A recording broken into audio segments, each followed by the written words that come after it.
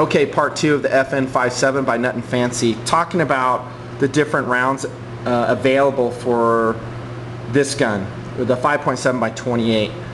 Most of y'all will be relegated to using the sporting round, which is a little bit less power, but still a very impressive round. The SS-109 would be the most impressive, being the highest velocity and the most capable penetrator. Now, that being said, even a sporting round in this caliber is pretty amazing. The velocity you get out of it, out of a pistol, 1,700 feet per second. And again, I don't have my statistics in front of me. I apologize for that. So I'm going to please give me a little bit of allowance on the specifics. But the velocity, I think, is around 1,700 feet per second.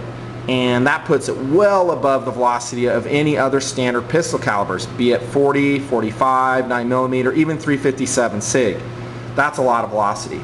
Now, that being said, it also is a lightweight bullet too. So we have to be honest here in saying that the foot-pounds of energy delivered by that are actually going to be a little bit less than a plus P 9mm, if I'm not mistaken, in the realm of, I believe, 250 foot-pounds at the muzzle. I could be off on that. But the advantages of the 5.7 round is it's very flat shooting, it's very accurate, and I'm hearing guys here in store who have told me that they are able to hit what they're aiming at without any holdover at all out to 50 yards, maybe even more. One guy was telling me 100 yards, but I think anytime you're shooting at 100 yards with an open-sided pistol, it's a long shot, no pun intended. So the round is interesting. Yes, it has a Kevlar defeat capability to it, and it's very high velocity, and it's very accurate from what I'm hearing. But, and this will speak to a big downside of this FN series of pistols, the FN57 and also the P90, the big brother carbine that goes with this gun. And the other downside would be it's a proprietary round. Okay, no one else makes loadings. Well, I shouldn't say no one else, but it's a new cartridge and it's not real super easy to get rounds for it. You don't go into Walmart and buy 5.728 ammo. You just don't. Will that change in the years to come? Well, who knows? It depends on who's going to win the election in 2008. I'll say that. It just depends. But I suspect it probably will not change that much. And unfortunately, I think the caliber scarcity is what will sink the 5.7, unfortunately, because it has a lot to offer. It really does. And but then again, what makes Glocks so successful, you know, is that they come in very standard calibers, and you just cannot underestimate, you know, the importance of those calibers, whether you're talking 9mm, 40, 10mm, 45, even 380 or 357, 380 being a European Glock version. But having ammunition availability readily available is a huge advantage to any gun, and that's something that I think the 5.7 will lack, at least in the foreseeable future. Will it change? I don't know. It could. I hope it does. So now we talked a little bit about the performance of the round, its availability, which is bad, but again, on the firepower issue, a very huge thing about a huge advantage of the FN is its firepower. Standard magazines, as they come from the factory, oh, and by the way, you get 3 of them. Let's go ahead and look at what you get. Here's the kit that the FN comes in. And it's a kind of a flimsy plastic container, but it works. And when you open it up, I've already taken the pistol out, which you can see, but you get 3 magazines, which is very nice. So I have one in the gun, and then there's 2 additional ones. Here's your cleaning kit. Here's a sight adjustment tool and a multi-tool included. Very nice. And you got your obligatory and ridiculous trigger lock, which anybody who's trained properly and trains their children properly will never use, never need. So anyways, so that's what you get, and of course your manuals are in the back here. I can't really slide it close enough. So you get your full manuals and whatnot here. Now, again, with the firepower, they hold 20 rounds, and that is huge. And comparing it against the standard, my standard, the Glock, guess what? This wins. A Glock +2, I believe, holds 19 rounds, and that's with a +2 base plate. Is it 17 without the base plate? At any rate, this one is very impressive. Very impressive that it holds so many rounds. Standard magazine capacity on the Glock is 17, +2 will give you 19. So it's on par, a little bit better than the Glock. Good job. Now, it even gets better with the FN57.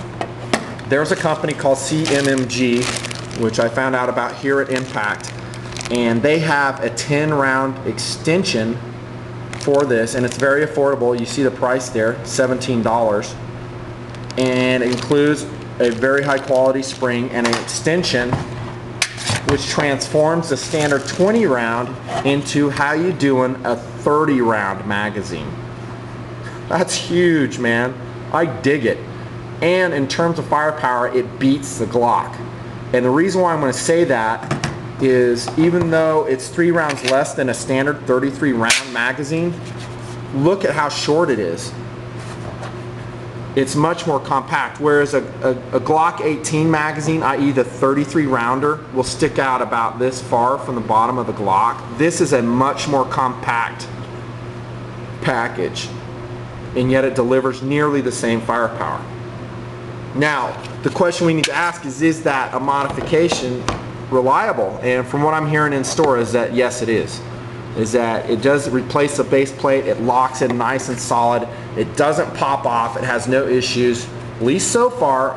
They can always crop up later, and first indications say that that is a reliable modification. Again, time's going to tell, and that's all we can say. That there's no substitute for time and experience with a weapon system, because problems will come out that no engineer could have foreseen, but all indications show that it's really impressive. So that's firepower, and it's impressive on this FN57. I talked a little bit about the accuracy, and again, no trigger time for me, but from what I've studied on this gun, that it's very accurate. And on par with SIG and Glock. So enough said on that. I just don't think you're going to have an issue with accuracy. If you find that if you're a 5.7 owner and you have a trigger time, go ahead and post a comment to this. If you can verify this, I would appreciate that. That'd be excellent.